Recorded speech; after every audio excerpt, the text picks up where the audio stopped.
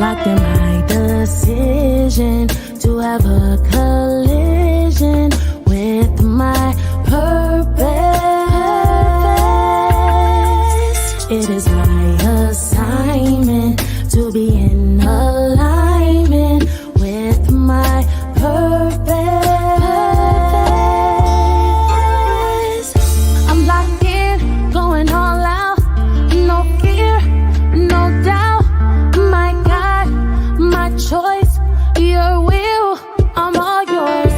Locked in, going all out, no fear, no doubt. My God, my choice, your will, your will, your will. Locked in my decision to have a collision with my purpose. It is my assignment to be in alignment with my purpose. Have a collision with purpose, 'cause you know that you're worth it, and your dream is worth capturing. If I'm not living on purpose, then none of it is worth it. My assignment is uplifting souls for the King, souls for the King, souls for the King.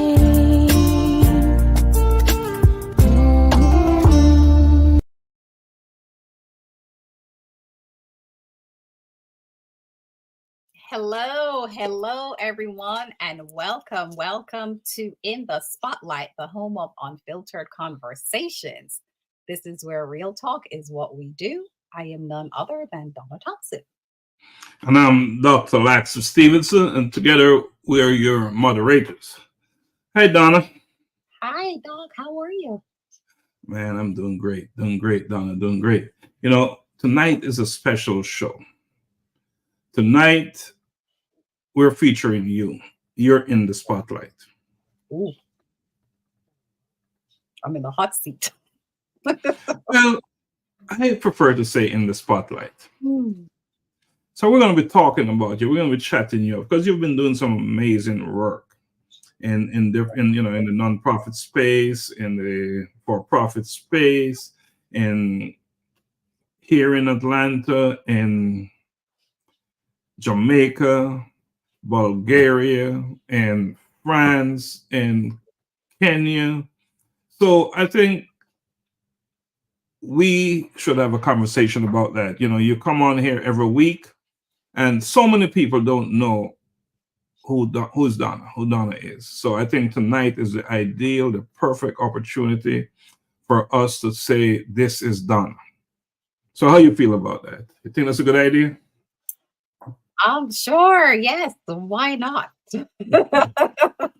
I'm like sweating here. I need the fan. You know, the amount of work, the level of work, the quality of work that you're doing, you know, and I know you're not doing it because it's beneficial to you. And of course, there are some benefits derived when you see people lives been uplifted and positive changes made in other people's lives. I know there's benefits to that. Right. Benefits to that, but that's not why you do it. So let's start out by asking, why do you do it? Why do I do what I do?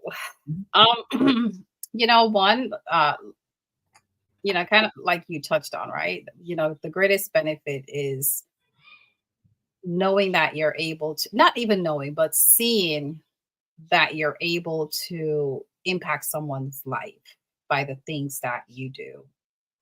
Mhm.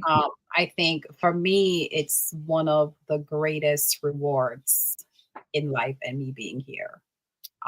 Is just being able to do whatever I can to help someone. And just, when you see that person and they're happy and they smile, it's that's fulfilling for me. That's very fulfilling for me. And it makes me know that, yes, you did something meaningful. Mhm. And I'm called to do it. What you're called to do. So let's talk a little bit about purpose. What is purpose? Tell me how you perceive, how you receive purpose. What is purpose? You know, um, of course, there's the dictionary defining purpose, right? But then, um, I've come to, you know, at first I should say I looked at purpose like, okay, you have a goal. There should be an outcome. There's an end result to that goal, right? And that's the reason why you're doing whatever you're doing, for that purpose, for that end goal, whatever that may be, whether it's a job or helping someone, but there's a result. There's a result to that. Um and probably at first that is kind of how I thought my purpose was, and how I would try to navigate. But I'm telling you something, Dr. Locks, is that I don't know, but life is just taking all these twists and turns for me right now, where it's kind of like I'm in a season where I may plan to do something and Mm. have a idea what I want it to look like, what the outcome should be. However, it's taking a different direction. It's morphing into something different. And yes, my purpose may have been for this specific outcome that I want to have based on what I'm doing. However, I'm finding that because of the work that I'm doing and it's meaningful, and yes, the purpose is still to impact lives and to change lives. But the way I thought I should be going about it, or was going about it, is completely changing. So now I'm getting to the point where I'm just going to stay the course of doing good whenever I can, always doing good, and just let whatever we want to call it, the Lord, the universe, take course and do what it needs to do for that positive outcome. Because I'm really realizing more and more that I may plan things, but I really don't have any control. So is it fair to say you're at a place of surrender? Oh yeah, totally, Mhm. totally surrender. Yeah, Mm. totally surrender. So as long as they're alignment with what you perceive your purpose to be, whatever you're called to do, as long as there's alignment, you're in. Hmm. Mm. And you've been doing just that. You've been doing just that. You've been doing work here locally. You are the vice president of Global Humanity Network, a nonprofit organization. And you've been doing some amazing job with that. And not just the vice president, but you're also the chair of one of its most important committee, the Helping Hands Committee. And you've done some serious work with that. You're leading that initiative. So can you share with anyone listening out there, our audience, or will listen to this broadcast, tell us a little bit about GHN and what you do at Global Humanity Network? Okay, sure. So GHN Global Humanity Network is a 501c3 nonprofit organization. And just like the name, Global Humanity Network, we are global, right? We do wherever there is work that needs to be done, where you have individuals who are just really in that, you know, unfortunate circumstance. I don't really like to say poor or things of that nature, right? But where you have the underserved, we look for the underserved communities, underserved individuals, and those are the individuals that we really serve, and we look forward to serving at Global Humanity Network. And it's really people, where um, people and communities, schools, children, where they're like in rural areas, or just different countries where it's almost like they're forgotten. So we Mhm. try to do whatever little we can to bring back hope to their environment, and help to build self-esteem, self-respect, all those good things that we try to put back into those individuals, so they in turn can have a more positive outcome of where their life is and where their life is headed. so that then they can go back and help their communities, right? And build sustainable communities. And really, I think, in a nutshell, that's what Global Humanity Network is really what we're all about, and we try to do. And like I said, we are global. We've done work in Africa, in Kenya. We've done work in Bulgaria. We've done a lot of our work in Jamaica. And of course, we've done work here in the United States.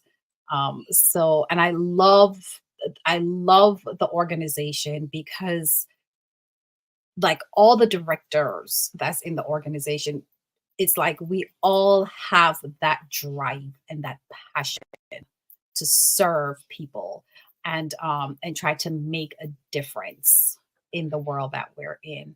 And I absolutely love that because we all come from different backgrounds, have different personalities, but the common goal and the commonality that we have is just such a strong bond in really serving. You're a member of several organizations. You're a member of a Collision with Purpose, this organization, where we're presenting this from. You're the CFO. You are as I said earlier, you are the vice president for GHN and the chair for the Helping Hands Committee. What is it that, just attract you and bring you to want to be members of these types of organizations that are about uplifting people? Did something happen in your life that is attracting you, that is pushing you in that direction? Can you share that with us? I can remember, right, as a child growing up, I've always where I grew up in a family where we always shared, and it was always sharing whatever little you had with, your neighbors and things of that nature. But I specifically remember, growing up, my mom is a single mom, right? And she had to do everything by herself, nevertheless. However, we would always travel to the country to visit my grandparents and everything. But I recall that every time we went to visit my grandparents, she would always load up the car with whether it's bananas, breadfruit, all these provisional foods, right? She would always load the car up. And this is ever since I was a little kid. You're talking about 5, 4, ever since I can remember, this has been my life. And when we would get back to our neighborhood in the city where we live, she would say, okay, get the we call them scandal bags, but plastic bags, like the grocery bags that you would see now, but we call them scandal bags back then, right? I would get all these scandal bags, put it in the living room, and she would separate everything, and pack all these bags. And then I was a delivery girl.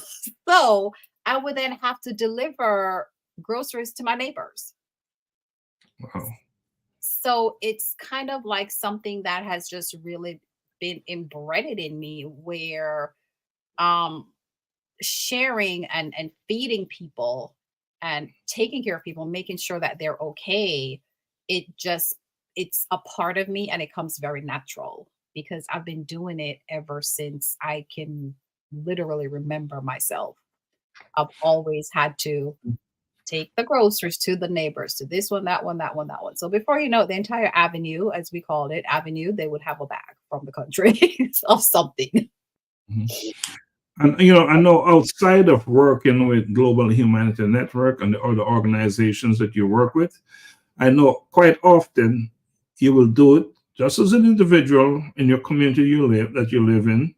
You'll be seen delivering meals to elderly folks within your community, your subdivision. And I know you was working on a project with, I think it was placing food in a drop box for food. Can you share what that is all about? Yes. So here, there is, it's like a food pantry, but it's very different. And it's in Atlanta, Georgia. And it's where they have like a refrigerator that's there. They have like a microwave, and then there's an area where you could leave canned goods and stuff like that. But it's really for the community. It could be someone who's homeless or someone who's in the community that they just need some groceries, additional stuff, right? So it's where members of the community, even though it's not my community, but I pass it on my way to work. So it's members of the community or whomever, they'll just go there and put stuff in the pantry, whether it's drink, cook food, things of that nature.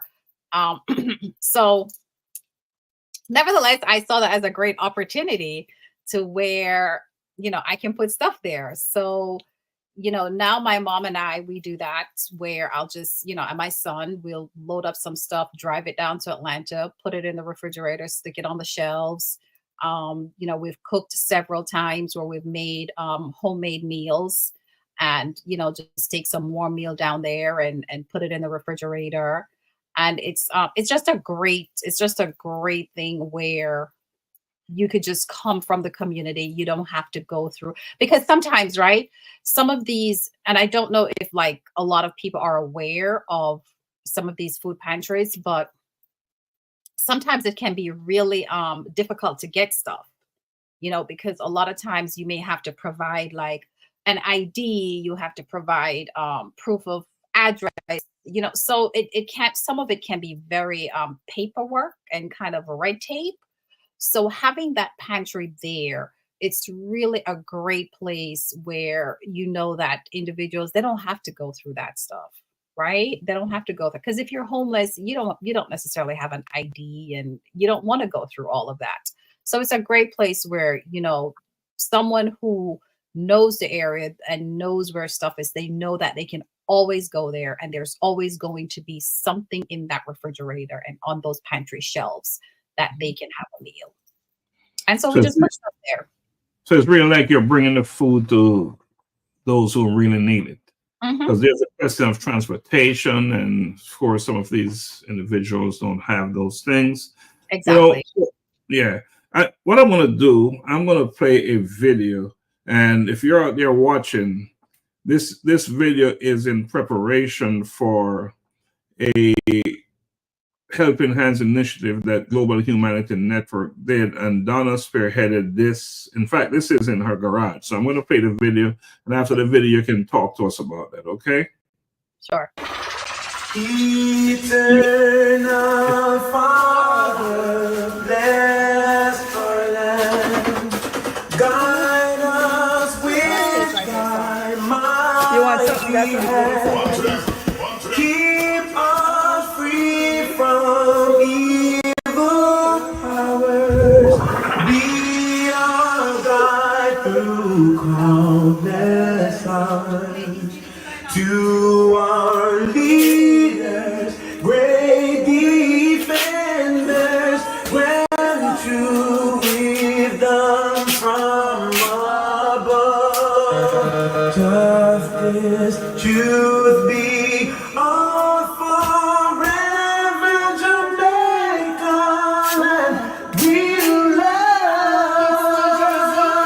Jamaica, Jamaica.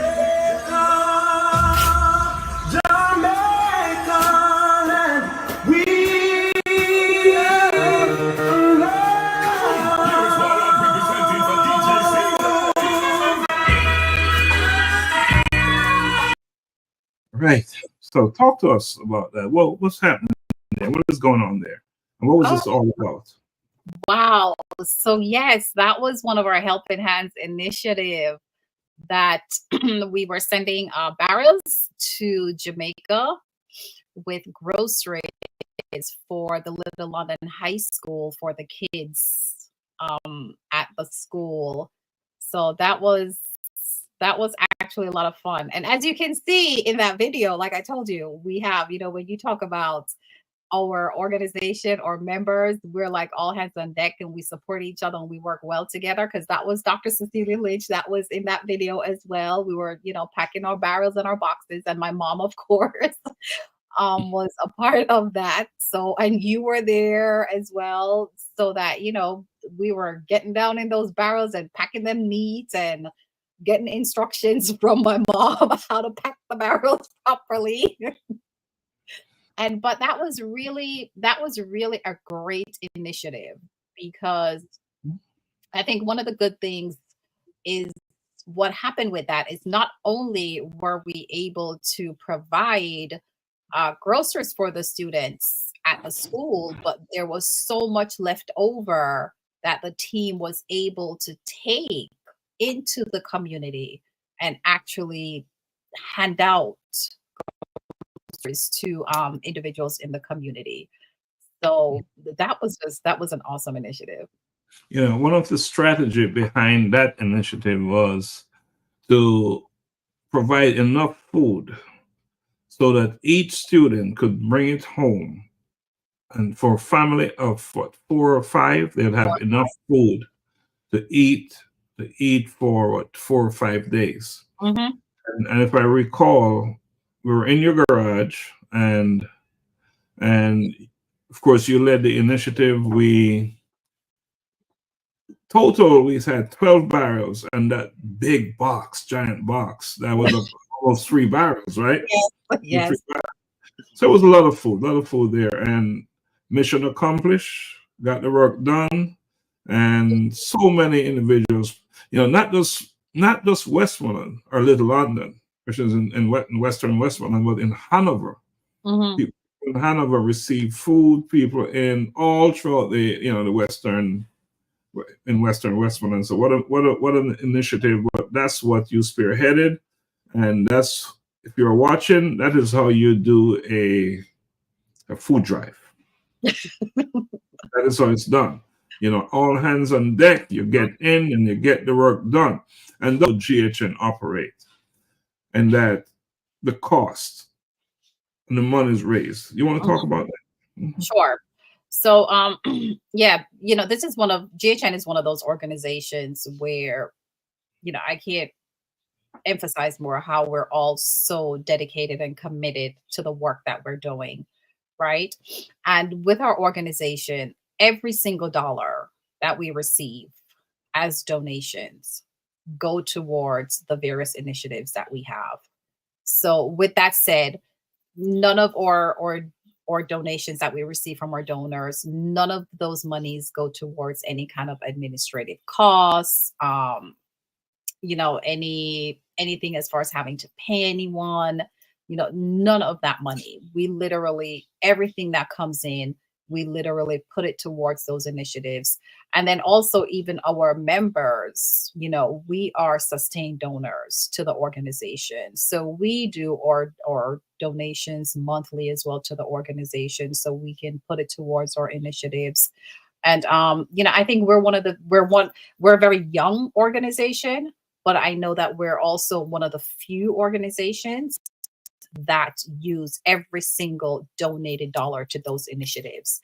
And I'm telling you, for every donor, if you're out there, I'm going to tell you, donate to us because you'll know where your dollar, your $5, your $100, your $1,000, you'll know where it's going.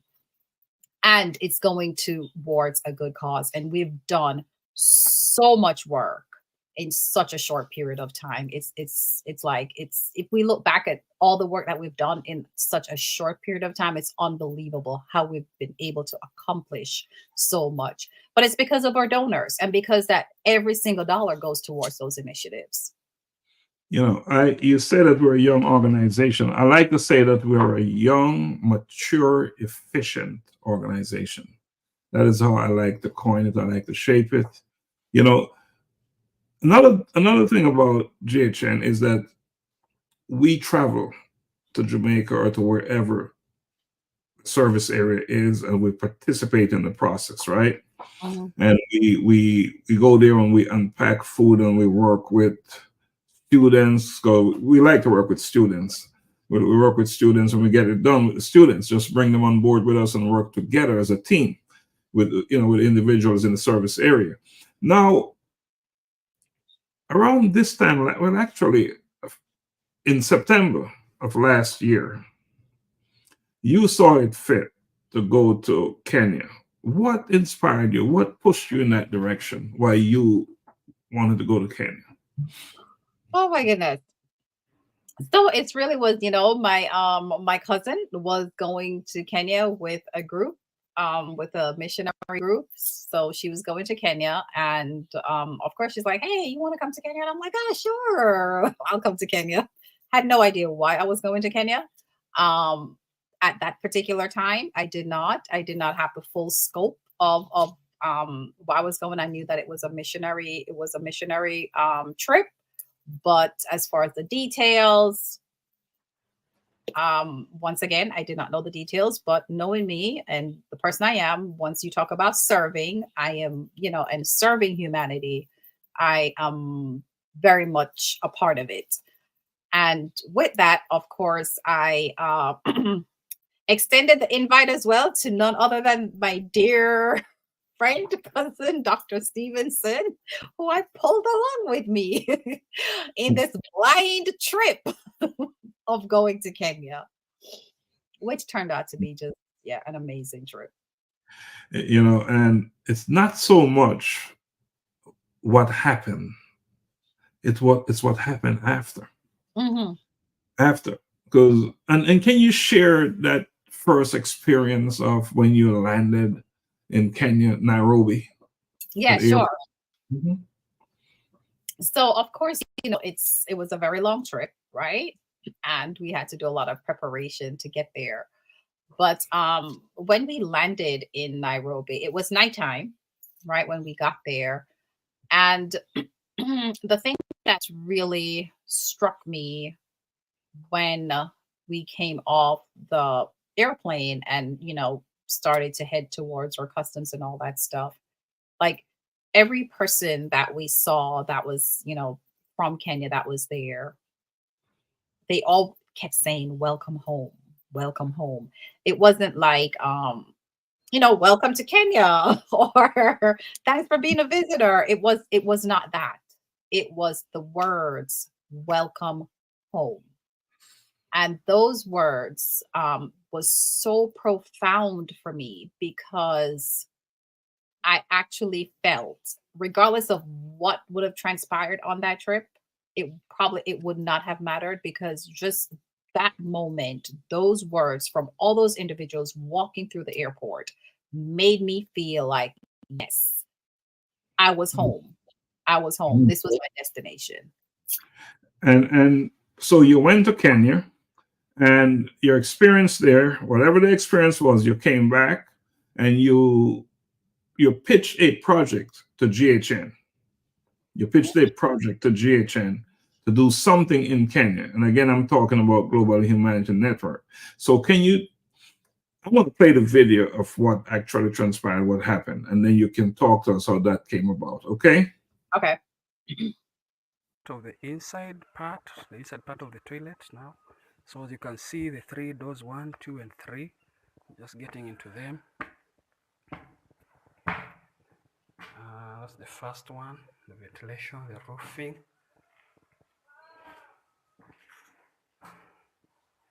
Second door, door 3. Notice they did the steel doors. So there you go to the outer part, the second outer part. Like the flooring they've done there. And then now this other end, that's the bathroom. See, they did the taps there, and the shower. Okay, so I'm going back again, the outer side. Here on this other side, they did the stairs. So from the stairs, you can see some pipings down, and then now they did a sink, first sink. On top of it, I've noticed they've done the tank, water tank. Then to this other side, I can see the second sink, the other side of the door. So you can notice now from this side. So basically that is how it looks. That's how it looks. Wow, that's quite a structure, right? Yeah. Yeah, impressive. So how did all this, happen? What you brought the project. So talk to us about that, and why did you do it? All right. So, of course, when we were going to and I didn't say this before, right? Of course, when the opportunity came going to Kenya, right? One of my thing, like I tell you, like, I have, I think about the goal and all this purpose, that I'm supposed to do and how things go a different direction, right? But one of my things, going there, I thought about was what an opportunity to bring GHN to Kenya, right? What an opportunity to bring GHN to Kenya, because I know that there would be work that we potentially could do there and would be able to do there. So my experience when I was there and having to use the restroom is very different from here, right? In Kenya, you may not have, the traditional bathroom like we're accustomed to here. You'll have a little hole, and you'll really have to scoot or squat, I should say. You'd have to squat and, make sure you do whatever in that hole, right? So sanitary hygiene, it's not the best. So, we got there, we had that experience, and all that stuff happened. When we came back, we got connected with the group that actually hosted us in Kenya while we were there. So we got connected with a group. And then, we started talking about different initiatives and different things that potentially, we can possibly do. Then, of course, the toilet situation came up where this was at a particular school. And the children that was using what they had before, it was so dilapidated. It's literally where it was like a wooden building. The doors were wooden doors hanging off the hinges. The toilets was literally built in the dirt. So whenever it rained, you would have all that mud coming down. They were actually, safety-wise, they were at the point of potentially collapsing because how bad it was. So when this information came up, and once again, it's all about the children and making sure that they're safe and the needs of the children. We were told the children had to sometimes go in the bushes to use the bathroom. And then you had children who they were bitten by snakes and just things of that nature. So it was a really big safety thing. And with that, I knew that more than likely GHN, our members, our organization would be able to help. And so that was when we pitched the idea to our board members at Global Humanity Network of what was happening there at this particular school, the dire need that the children needed somewhere that they could use for a restroom that was clean, sanitary, and safe. And they were not in harm's way of potentially falling in a pit if it caved in with them.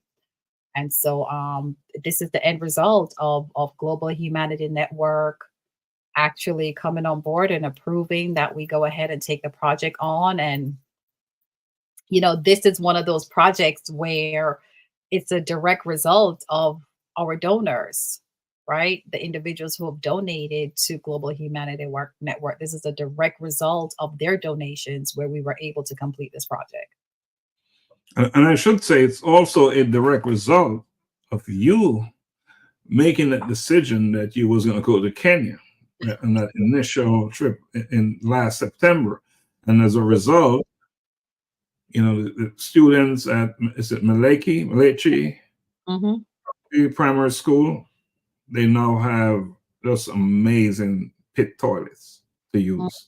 And I tell you, that's state of the art. They have water, they have a bathroom in there, a shower in there. They have all kinds of good stuff. You can go out and wash their hands when they're done.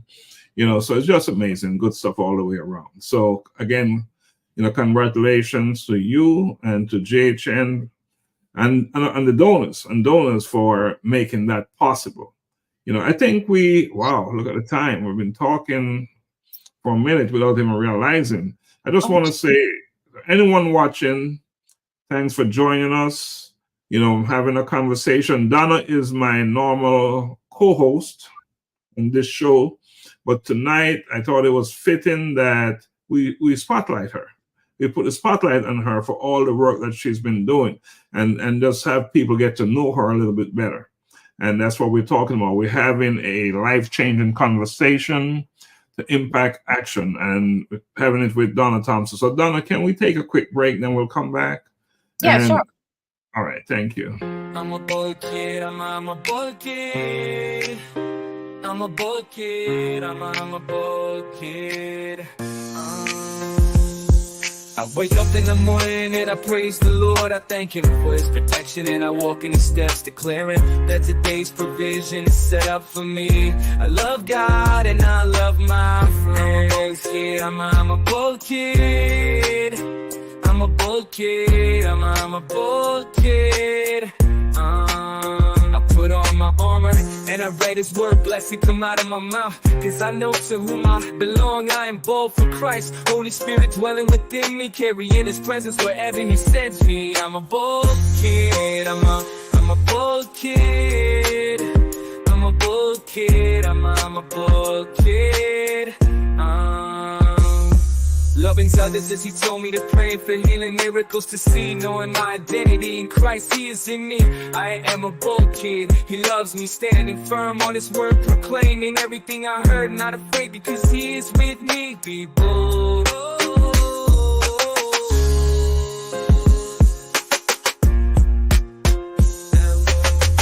I'm a bold kid, I'm a bold kid, I'm a bold kid, I'm a bold kid.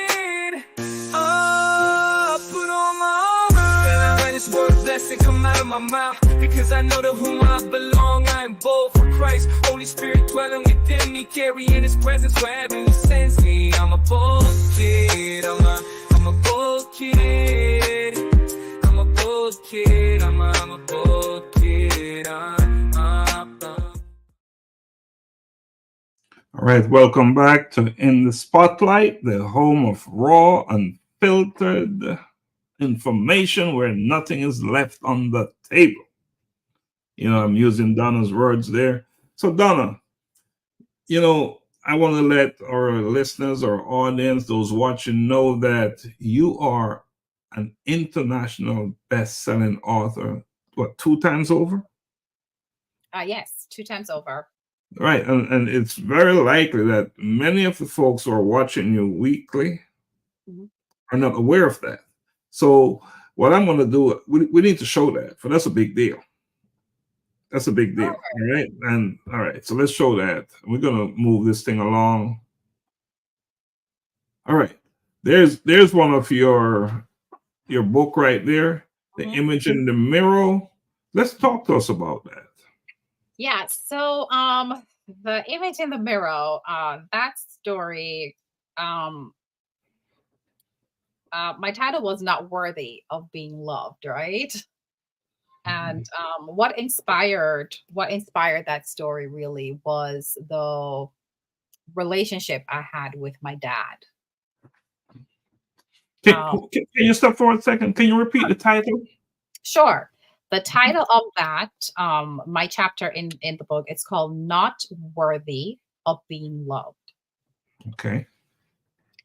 And it was, you know, like I said, inspired based on the relationship I had with my dad, who's now transitioned. But I shared my chapter, I shared my story in that book, and of course it became international best-selling author, which I'm proud of. It took a lot of courage, I must say, to write that, because of course, you know, you're getting into the depths of you know, your life, you're the real deal. So it but I'm proud of it. I'm definitely proud of the work that's in this book.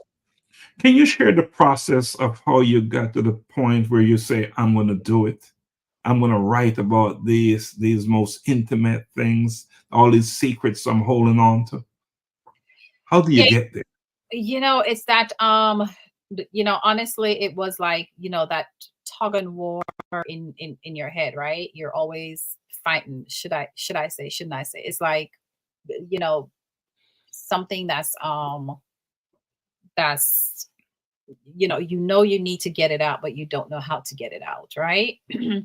And I think what really helped me, honestly, to get my story out is because this body of work was an anthology, right? It was an anthology. So there were several other co-authors in this book. And so we all shared our stories. We all wrote our chapter and shared our stories.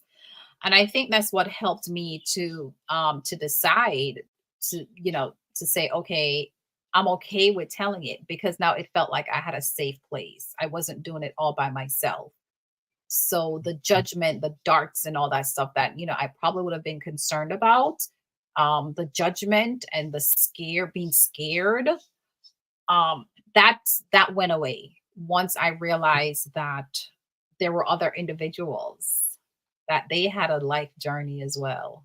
And we were all going to share our stories. So it became a safe haven to really help me to where I felt more comfortable and safe, to where I can really let that truth out. And once I let out, it was okay. So having that support system, other authors telling it, putting it all out there, and just telling it raw and unfiltered as it happened. Yeah.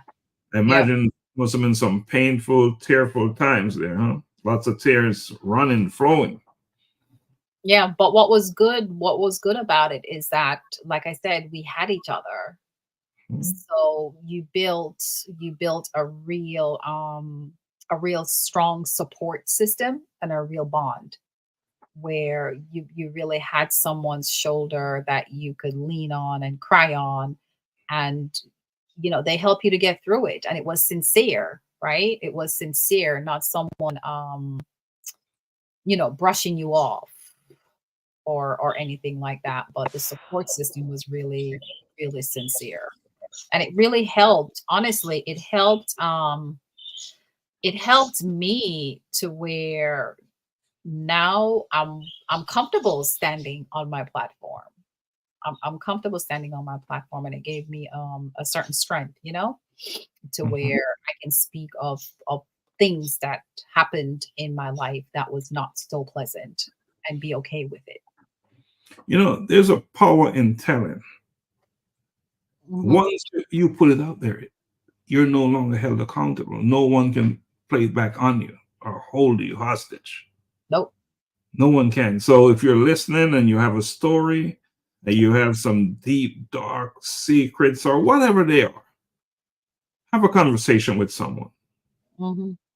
Even if you're not writing a book, find someone that you can trust and put it out there.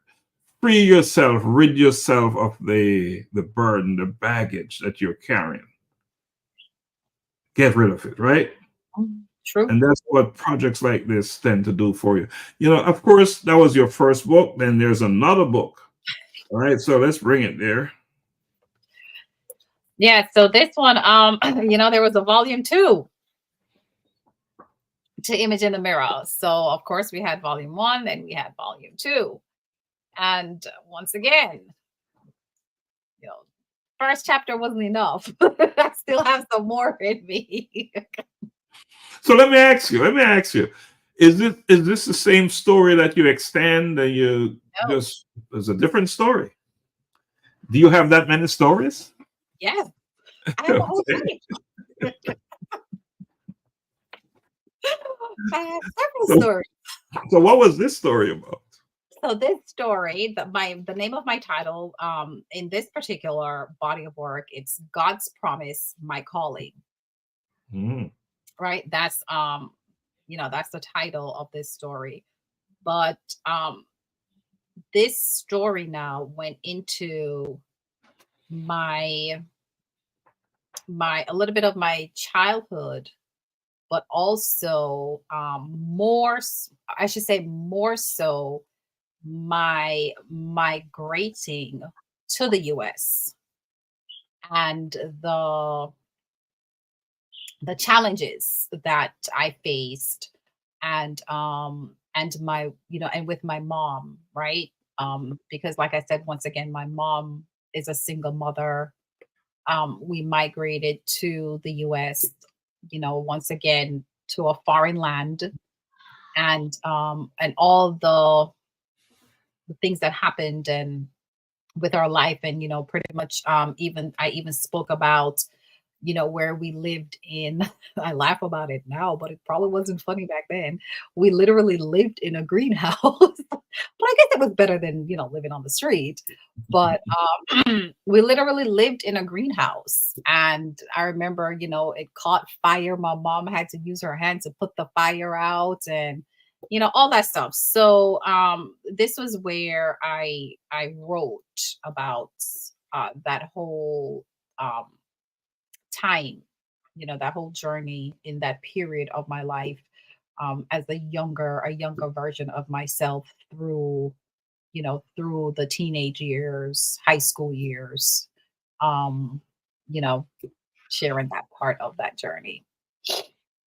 So the Donna that you see on this platform and on other platforms is a Donna who went through a series of situations, Oh yeah. and one who converted those situations into something positive every single time, to the point now where she's committed herself, her life, and is doing such an amazing job in uplifting others, in empowering others, and in just living and walking in her purpose. Now, there's also another book. Boy, you have endless books. Let's go over here to see this other book right here. There's another book. Oh my gosh. So yeah, this is my recent body of work, The Beautiful Face of the Invisible Illness, right? Making the pain we endure, masking the pain that we endure. So once again, and let me just tell you, right? These are three anthologies that I was a part of. And like I tell you, I like a safe space. So it helps me to really bring that out, because of course it's hard sometimes to speak about the real things that have happened in your life that's very traumatic, right? So taking part in these projects really helped me. But my chapter in this book is life is different when you've got skin in the game. Right. Life is different when you have skin in the game. Yes. Life is different when you got skin in the game. And this is where I shared my story, because once again, the title of the book is The Beautiful Face of the Invisible Illness, right? So you may see me here laughing, smiling, and all that great stuff, and no one would ever know that there is something going on behind the scenes, right? So this is where I wrote about my journey in becoming ill and not knowing what it is, and having to go through a whole process and series of scares and tests and biopsies and all these different things, only to be diagnosed with psoriasis, which affects your skin. And it's it's an autoimmune breakdown in your body. So it's it makes you have to change everything that you do with your skin, your eating, your your everything. So now your life become really a life of trying to maintain and not have flare-ups, right? Not have flare-ups, and try to control the illness, the disease, as much as you possibly can. So this was where I was able to actually share this story. And this was something that happened to me in more recent times than my prior stories, because this was, just a few years now that I was diagnosed with psoriasis. I should also say those are 3 books, and then there's another book Unearthing You. You're a co-author in that one. I don't have the cover of that book here, but that book is seen everywhere anyway. Donna is a co-author in that book. And we have A Collision with Purpose in Pursuit of Purpose, where she contributed to that book as well. So you're all over the place with books. In fact, it should be noted that the reason why I am writing is because you dropped that idea into my head that the body of work should, we should put it out there in a book. So credit you for that as well. That's the level that's where you operate. You're not only doing stuff for yourself, you're also encouraging others to do it as well. And that's what you did. Now, we've talked about your work as an author, international best-selling author, let me get it right. and your work with GHN. And now you are also, before we take a break, let's talk a little bit about your day job. Oh. Oh my goodness. It's like, which day job do we talk about, right? So my day job is, I work with one of the, actually not one of, we are the largest healthcare system here in Atlanta, Georgia. So that is my day job. And I work in the radiology informatics department, where I basically do more training with our doctors more than anything else. So, I train a lot of our incoming physicians that's coming into the system, or residents. So that's pretty much my heavy hitter, Monday through Friday, or whatever hours they need me. And they do need you. So how do you find the time doing that? The amount of hours. You have a son, you have a mom's at home that you're doing such an awesome job in there with her, for her, and you have another job that you do as well as a general contractor, where you build homes and you do all that wonderful stuff. So real quick, tell us about that as well. So yes, with A&J General Contractors Incorporated, we are a state licensed construction company here in Atlanta, Georgia, and currently the VP in that company. And I just the whole gamut of what construction entails, from walking the job site, doing estimates, all of that stuff, and building homes, new homes, renovating homes, commercial buildings, dentistry, medical buildings. So that whole gamut of construction is what I'm involved in, and I actually happen to enjoy it very much. You seem to enjoy everything that you do. You must be having a lot of fun, because you're doing a lot of stuff that you're enjoying, all of them. So that says something. Now, Donna, you recently went to Jamaica and you lost a very close family member. And I'm saying that to say that life is so fragile, right? Mm-hmm. So we're going to take a break, on-screen break, and I'm going to play a recording that I did. And it's about the fragility of life. So I'll play that, and when we come back, we're going to talk about your other work here at the Collision with Purpose. All right, we'll wrap it up with that. But let me play this video about the fragility of life.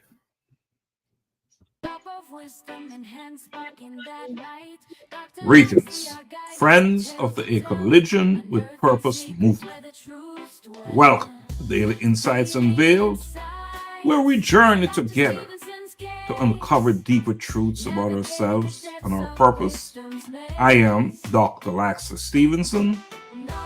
Today, I want to have a conversation with you about the fragility of life. Life, this fleeting, fragile thing we cling to. is like a delicate thread that can snap at any moment without warning. We often live as though we have forever, making plans for next week, next month, next year. But what if today is all you have? What if this very moment is your last breath? Consider this. Have you ever stood by someone's bedside watching the light leave their eyes? I have. Have you ever received a phone call that instantly shattered your world? I have. You never know when your time or the time of those you love will run out. You live in the illusion of control, thinking you are the master of your fate. But in truth, you walk the razor's edge of existence where the next step could be your last. What would you do if you knew you had only 24 hours left? Would you keep fighting the same battles? Would you hold on to the same grudges? Or would you rush to tell the people in your life how much they mean to you? Think about it. We waste so much time on anger, on fear, and doubt, forgetting that the clock is ticking, and yes, very fast.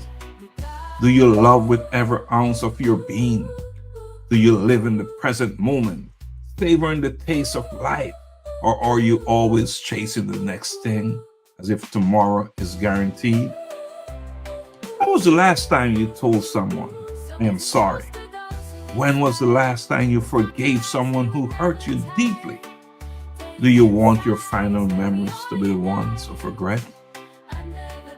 What legacy will you leave behind when your fragile thread of life finally breaks? Will people remember you for the love you gave or the love you withheld? Now, let's take it somewhere else. Life's fragility isn't meant to paralyze you. It is a wake-up call. It forces you to face your mortality, embrace the moments that matter, and live with purpose and intention. You've heard the saying before, tomorrow is never promised. Here are some questions for you. What are you waiting for? How will you live in the light of this truth, knowing that every moment could be your last? What will you change in your life? You should not fear the fragility of life. You should revere it, embrace it, and allow it to sharpen your focus. Let life's fragility ignite the fire of purpose within you, the urgency to live your best life. As you should be able to tell by now, this is a serious conversation I am having with you. Allow me to draw down on this conversation by encouraging you to let life's fragility compel you to live fully, love deeply, and leave no words unspoken. Remember, this is your life. Fragile, yes, but full of endless, breathtaking possibilities. I have one more question. What will you do with it? What will you do with it? So that's what it is, right? Fragility of life. All around us with people are just falling out, right? Yeah. Young, old, sick, healthy. Serious stuff, right? Serious stuff. So, It There's is. nothing here. Check if the device is on your home Wi-Fi. Siri got in the way there on my phone. Technology got in the way. The serious stuff and serious things. Serious conversation. It picked it up. That's the power of the technology, right? Yeah, so now let's move on to a collision with purpose. You know, you're more than an instrumental partner in this organization, you know, CFO, but it's not even about titles. It's about work done. It's about what you do. And, you know, I'm going to play a video because we recently, this March, we had an event. And that event was only possible because of the work, your ideas, your creativity, and what you did. And I just want to play this video here. Something happened during that event. I know. There's one thing I know. This night would not be complete. Donna, can you come up here for a second? Right, stand beside me, please. Can you come here? Grace, do something for me. Do something with that. This night would not be complete if this did not happen. Oh, no, you did not. Oh, this says, and I'm just reading verbatim, this award is presented to Miss Donna Thompson, and it is the Community Keystone Award. And of course, a deserving woman, a change agent, a woman who does so much for her community and beyond. Look at her, guys. You're going to hear more about her. You're going to see her. She is awesome. She is what we call a phenomenal woman. She does it all. Does it all. Congratulations, Donna. Well deserved. Well deserved.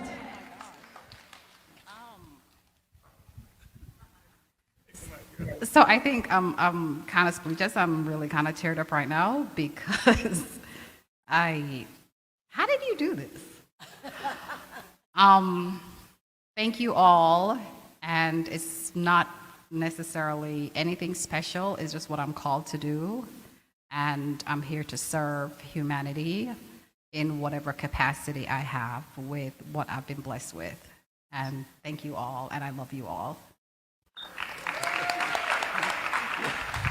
Donna, no one is more deserving. I have one. That's a good place to end it. No one is more deserving. No caption, no more caption necessary. So that happened, and it happened because, and Grace said it, right? Grace said it, all the work that you've, not just with but that award was not just based on your work with a collision with purpose. It's just based on your lifetime work, all that you've done everywhere, in your regular job, at home, with friends, with GHN, just your whole body of work, right? So that happened. Now, here we are. As Grace said, there's more to come. Mm-hmm. She said it. So here we are today. And I want you to talk to us about what is about to happen in Kenya. What is about to happen in Kenya? And here, Paulette, just want to say congratulations. Thank you, Paulette. Appreciate you.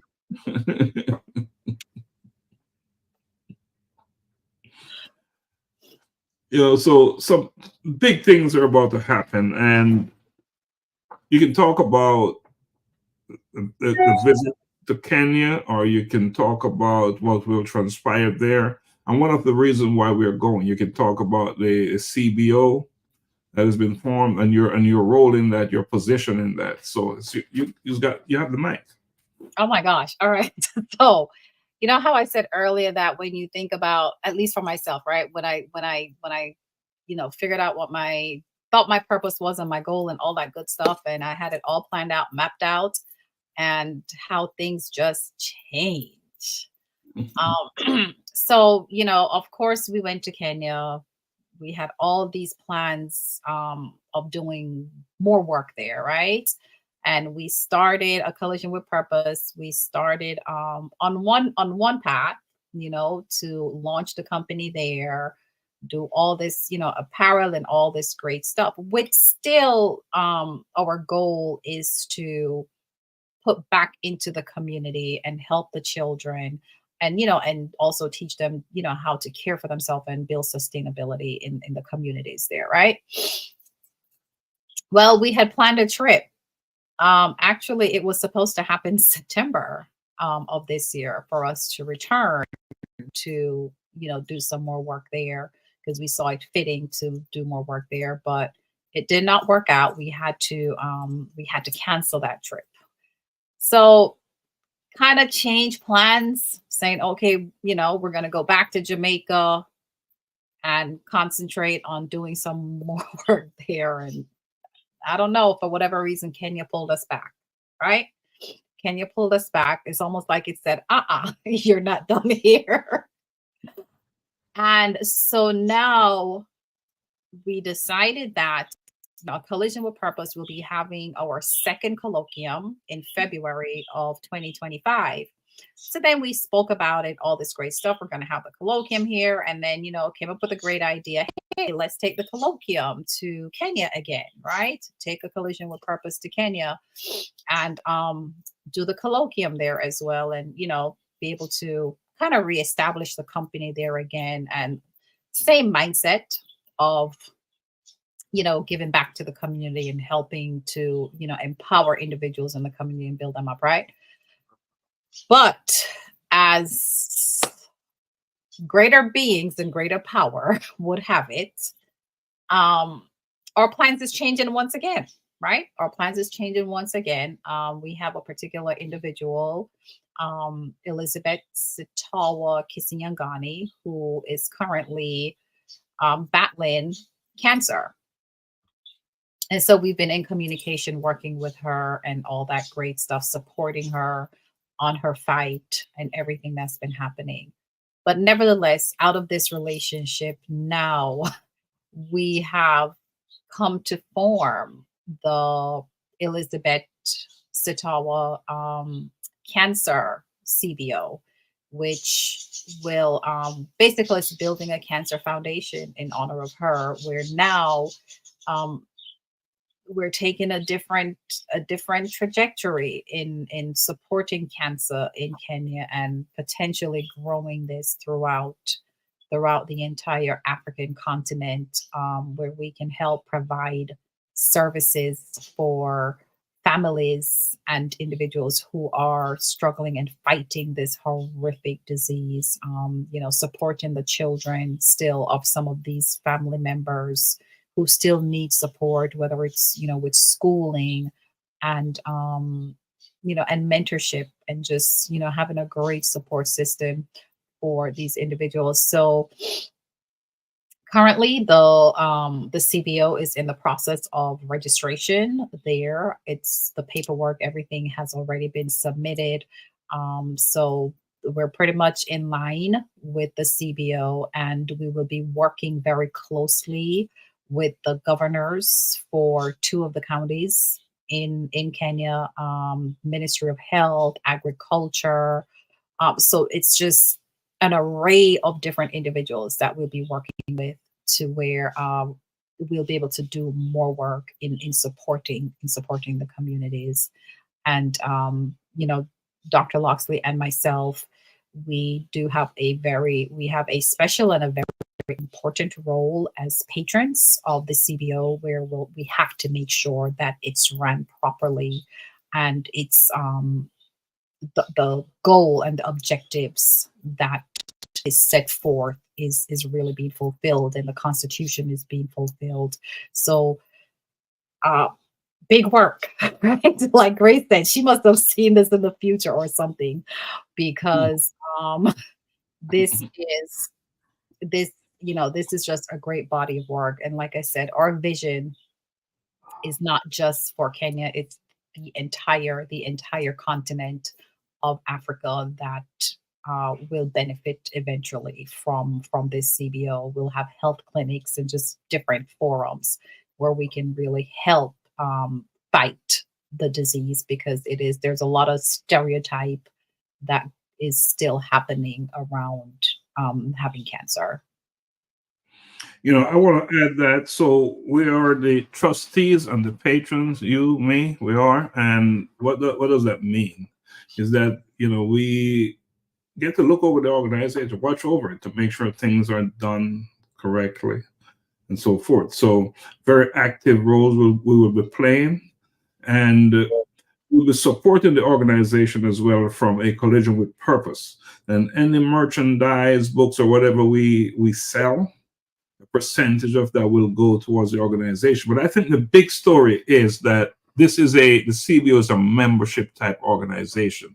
So individuals from all across the world can join it. There's a membership due monthly. It's not a lot. It's a very small amount, right? Right. Very small amount, and you pay your dues. You can pay it annually or you can pay it monthly.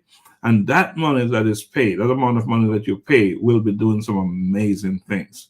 You'll be supporting patients, you'll be supporting their children, you'll be supporting, and not just one individual. You know, as long as we can source funds to do it, we'll be providing support, whether it's through educational material, just having someone to talk to.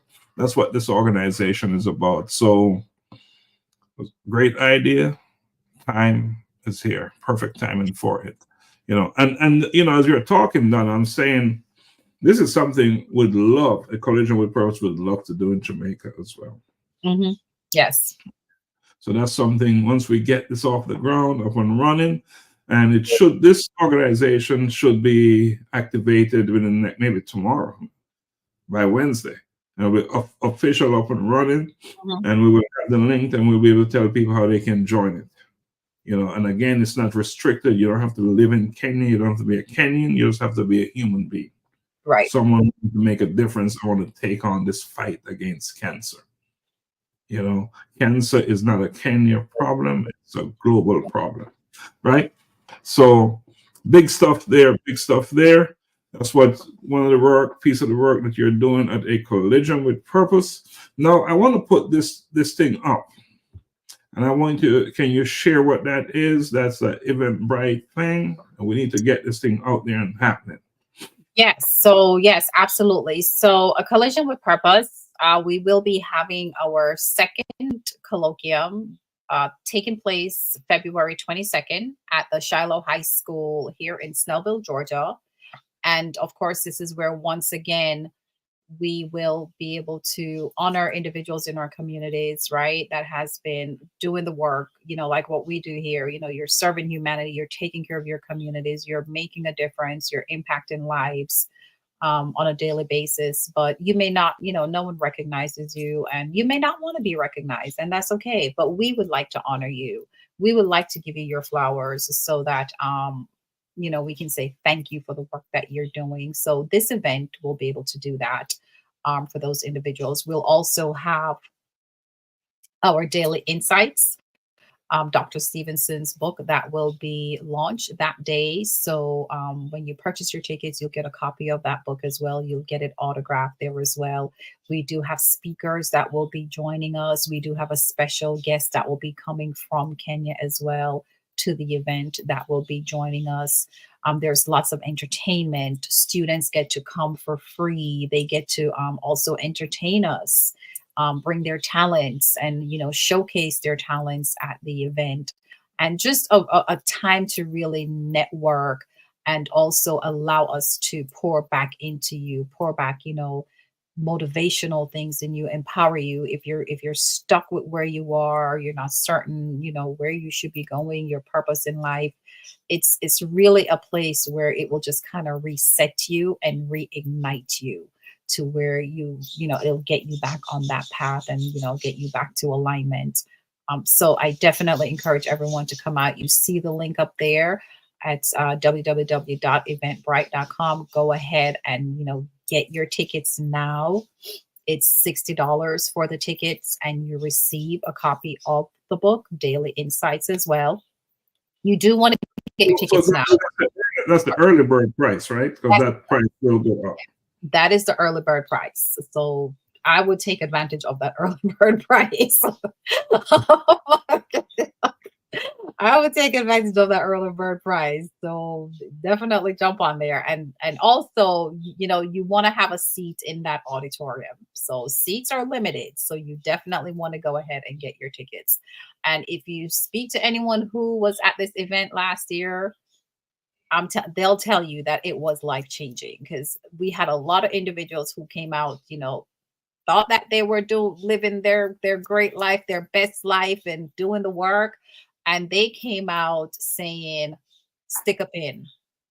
I have to really think about this. I may not really be doing all that I really could be doing.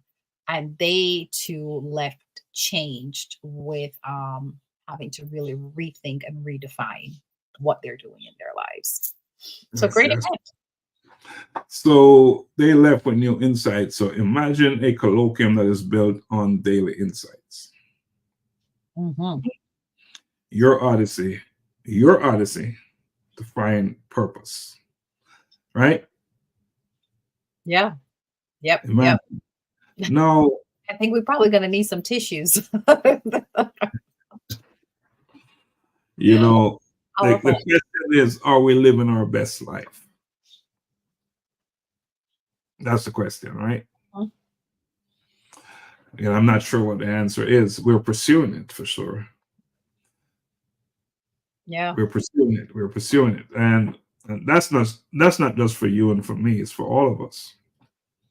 We're pursuing it. So Donna, you're doing some other things, right? And you are doing this, talking about best life and writing books. And I want to play a little bit of this now. It's called Shadows Within. You know, I was walking in the park this morning, you know, and just looking at the shadows, how long and tall. Imagine if that was not your shadow and it was another person's shadow. You got a long time before you get out of that shadow, right? I'm telling you. Serious walking. So let me play this real quick. I'm not going to go through the entire thing, but I want you to talk about it. But this is very much, you know, your work. All right. So let's put it out there. Caught in the web of what they said, lost in the expectations, living in hesitation. I walked in other shadows. Deep inside, a fire burned, a whisper turned to a roar. I am liberated from walking in other shadows. All right, just tell me about that part that we just. I'm liberating from walking in other people's shadows. Just talk to me about it. I mean, liberated from walking in other people's shadows is when you just break free from all those chains of expectations and, you know, things that's been put on you to say you should be this, you should be that, and just being liberated and saying, you know, no more, this is who I am. Finding yourself, defining who you are, and being authentic in who you are, and standing on that platform and saying, this is me, this is who I am, and love who you are. And love who you are. I'm going to play some more. All right. I walk in my authentic self, breaking chains within, from the shadows to the light. A new life begins, shining so bright. Society tries to mold you into someone you couldn't be, fighting through the darkness to find the real me. No longer bound by others' rules, let your spirit soar. With every step you take, you are stronger than before. With every step you take, you're stronger than before. How do you get there? You know, the first thing is really standing in that mirror and really undressing yourself, the naked you, you know, taking everything off, right? Everything that has happened to you, you know, really being honest with you. You have to be honest with yourself first. If something happened to you and it pained you, you have to come out and you have to bring it out and really face it, face that monster. And this is what happened and this is what it did to me, you know. So you have to find that first. You have to take that mask off. You have to be honest with yourself, you know, and that's the first step in you really breaking free to where you can really come out of that darkness, out of that dark place, and you know, where you can start walking into that light and really finding yourself so that you can become stronger. You know, and, you know, finding, you know, it could be, you know, even if you have to go to therapy, you know, even if you have to go to therapy and talk with someone to help you to see who you are, you know, then that's what you need to do. Because if you don't do that, you're always going to be in turmoil. You're always going to be going around in a circle. It's almost like a hermit crab.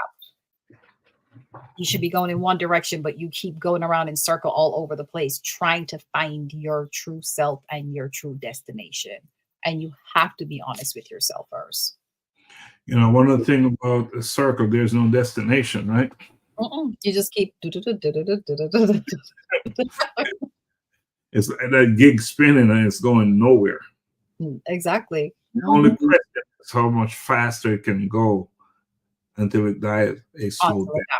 dies. Slow Exactly. death, right? So, yeah, going around in circle. Another good thing. I'm gonna play another piece of it. All right. I am liberated from walking in other shadows. I walk in my authentic self. Breaking chains within, from the shadows to the light. A new life begins, shining so bright. Breaking away from the shadows within, I rise up and shine from deep within. A beacon of light I'll always be, living in truth, walking in victory. I am free, yes I am free, from the shadows to the light. I am free, walking in my truth, forever free, living in victory, shining brightly. I am liberated from walking in other shadows. I walk in my authentic self. Breaking chains within.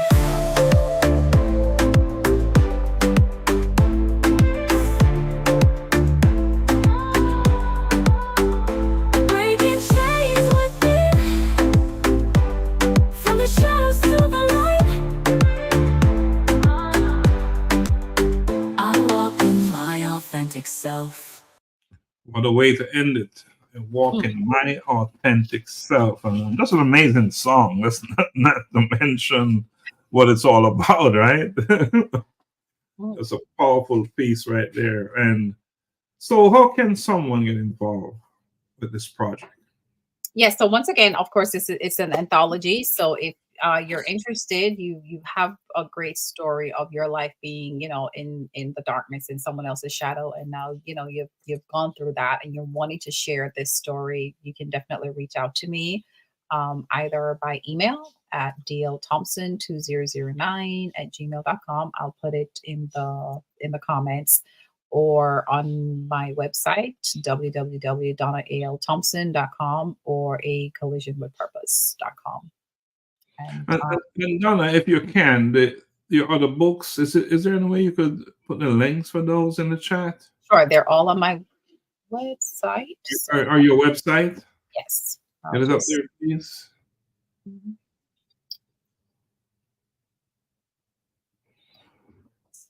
Yeah.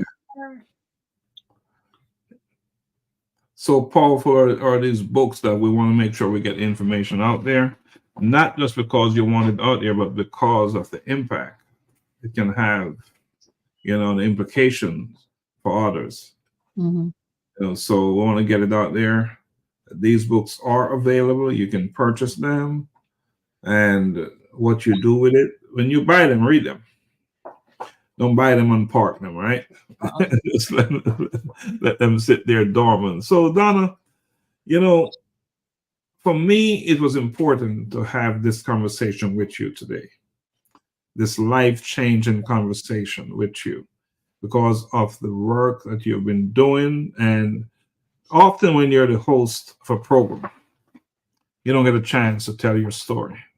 So I thought it was important tonight that we put it out there. Now, as people are watching you and listening to you, they will have a better understanding of the perspective that where you're coming from and what is inspiring and moving you and motivating you and why you're doing the work you're doing. So I thought it was so important. So I really appreciate that you let it out. Thank you. I appreciate you asking me. So thank you very much. Mm-hmm. Can I just say one thing before we end? Sure. Real quick, Doc. Even though I'm involved it seemed like I'm involved in so many different things, right? And people would probably wonder like where I find the time to do it. But managing your time is one thing. But even though I do something different in each sector of my business and my life, at the end of the day, the ultimate impact is still the same. My purpose. I'm impacting lives. And I'm still leaving someone with a positive experience. Mhm.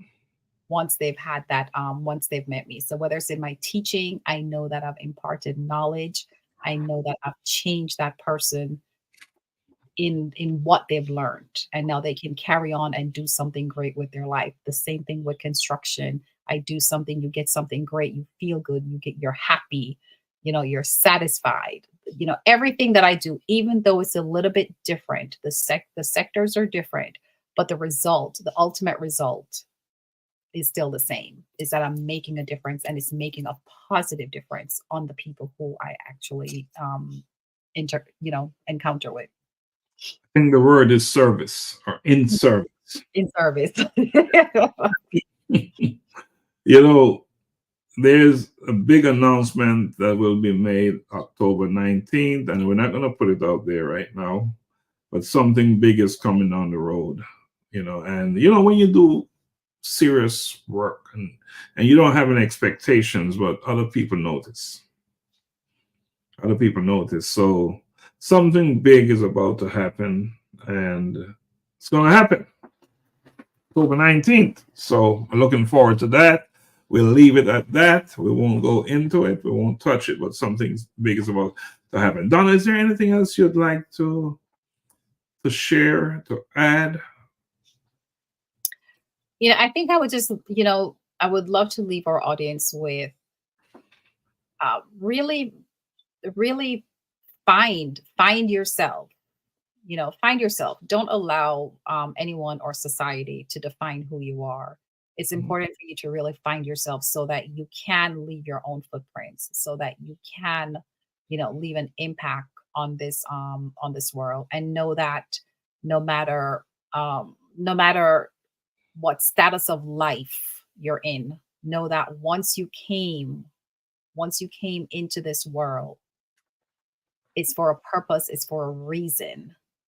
You weren't just created haphazardly or by mistake. You're here for a reason and a purpose. Just find it, dig deep and find it, and don't let others define who you are. Yeah.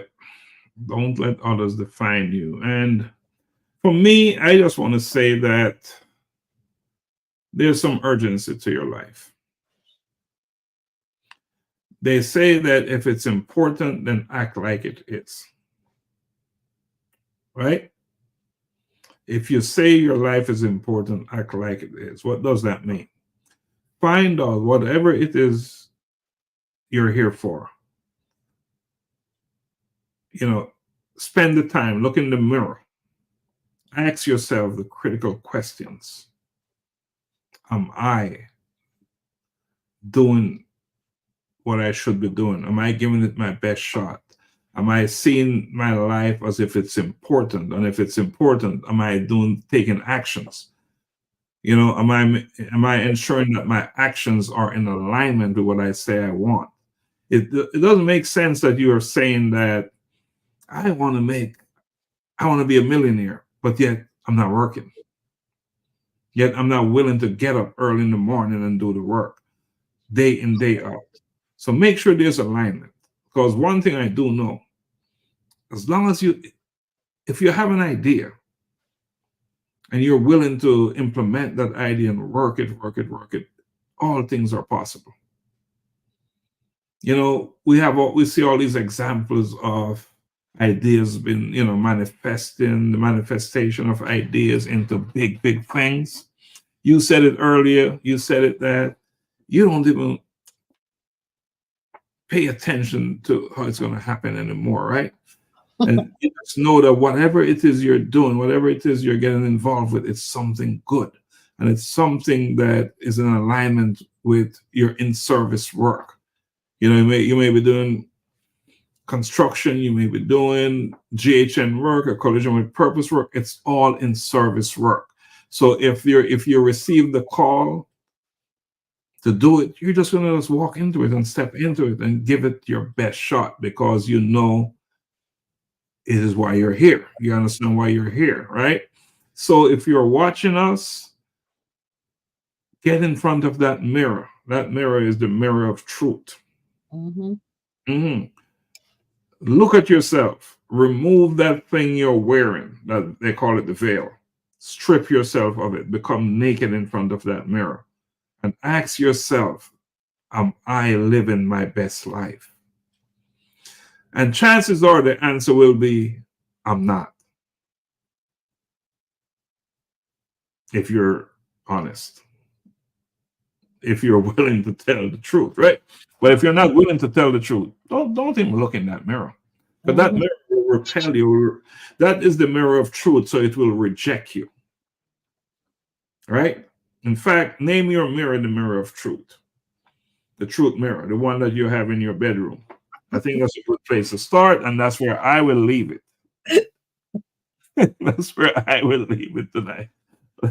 Rename your mirror in your bedroom the truth mirror, or mirror of truth, whatever you want to call it. Oh my goodness. And start practicing living your best life. And one day, that's exactly what you'll manifest. Whatever that is. So that's all we got for tonight.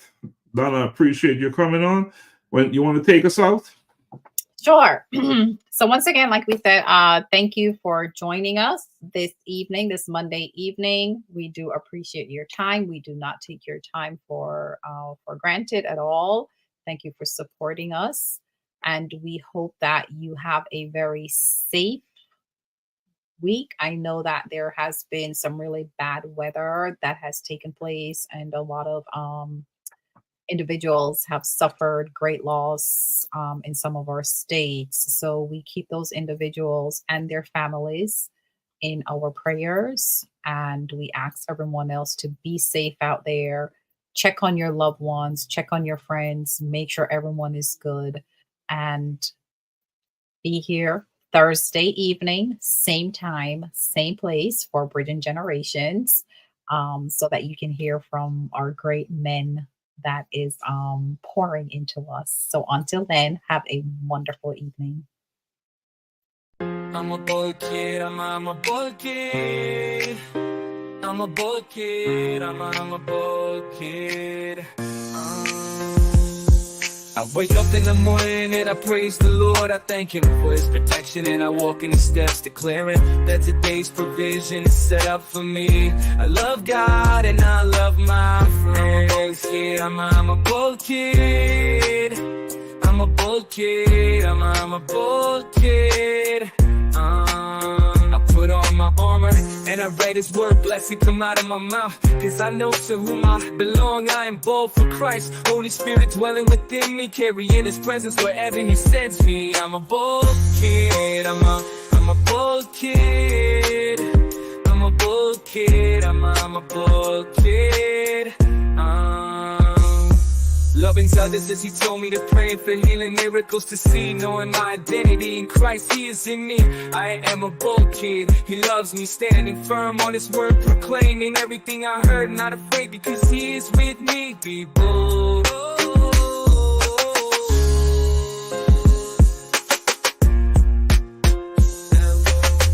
I'm a bold kid, I'm a bold kid, I'm a bold kid, I'm a bold kid. Put on my armor and I write His word, blessing come out of my mouth. Because I know to whom I belong, I am bold for Christ. Holy Spirit dwelling within me, carrying His presence wherever He sends me.